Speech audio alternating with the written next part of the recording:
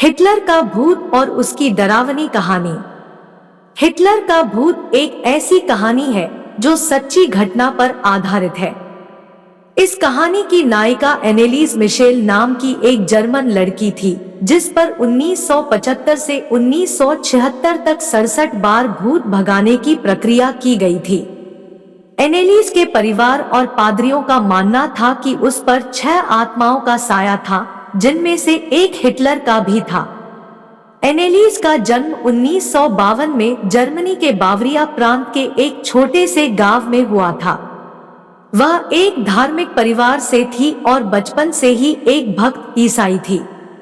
16 साल की उम्र में उसे मिर्गी के दौरे पड़ने लगे और कुछ समय बाद उसे डरावनी आवाजें सुनाई देने लगी।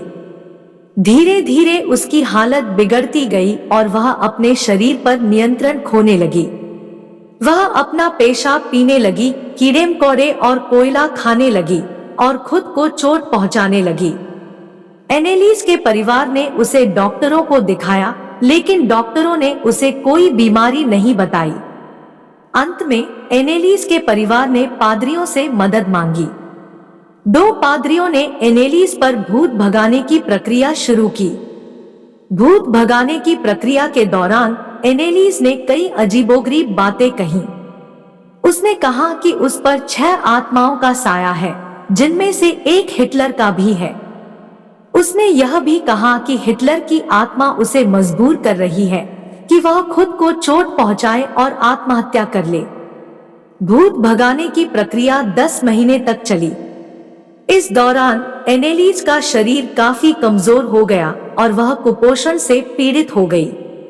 1 जुलाई 1976 को एनेलीज की मौत हो गई।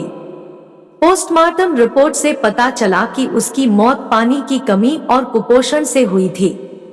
एनेलीज मिशेल की कहानी एक डरावनी कहानी है जो हमें यह बताती है कि भूत प्रेत जैसी चीजें अस्तित्व में हो सकती हैं।